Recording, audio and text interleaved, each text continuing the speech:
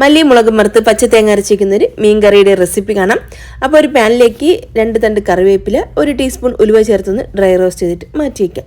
Same പാനിലേക്ക് തന്നെ 1/2 teaspoon മഞ്ഞൾപ്പൊടി, 1.5 ടേബിൾ സ്പൂൺ മല്ലിപ്പൊടി, 1 table spoon Kashmiri chilli powder, 1 teaspoon കുരുമുളക്, ഇത്രയും കൂടെ ജസ്റ്റ് ഒന്ന് ഡ്രൈ റോസ്റ്റ് ചെയ്തെടുക്കാം. എന്നിട്ട് ഇതിലേക്ക് നമുക്ക് ഒരു 1/2 കപ്പോളം തേങ്ങയും കൂടെ ചേർത്ത് കൊടുക്കുന്നുണ്ട്.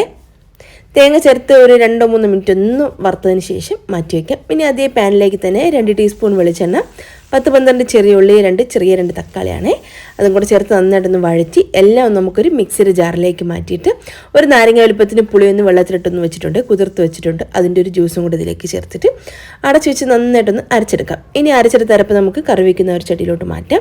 അതിലേക്ക് കറിക്ക് ആവശ്യത്തിനുള്ള വെള്ളം ചേർത്തെടുക്കാം. വെള്ളത്തിൻ്റെ അളവൊക്കെ ഓരോരുത്തരുടെ ഇഷ്ടമാണ്.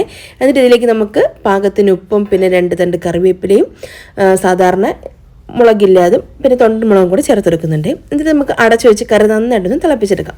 നന്നായിട്ടൊരു തിളവന്ന് തുടങ്ങുന്ന സമയത്ത് നന്നായിട്ടൊന്ന് ഇളക്കി യോജിപ്പിച്ചതിന് ശേഷം അതിലേക്ക് മീൻ കഷ്ണങ്ങൾ ചേർത്തെടുക്കും. ഞാൻ അവിടെ ഒരു 10 പീസ് മീൻ എടുത്തിട്ടുണ്ട്. അയല മീനാണ് എടുത്തിട്ടുള്ളത്.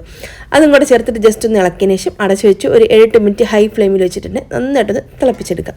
അപ്പോൾ നല്ല ടേസ്റ്റിലുള്ള ഒരു മീൻ കറിയാണ്. അപ്പോൾ ട്രൈ ചെയ്ത് നോക്കിയിട്ട് ഫീഡ്ബാക്ക് പറയും. നമ്മൾ ട്രിവാൻഡ്രം ഭാഗത്തേക്ക് പൊതുവെ ഈ ഒരു മീൻ കറി എല്ലാ വീടുകളിലും തയ്യാറാക്കും.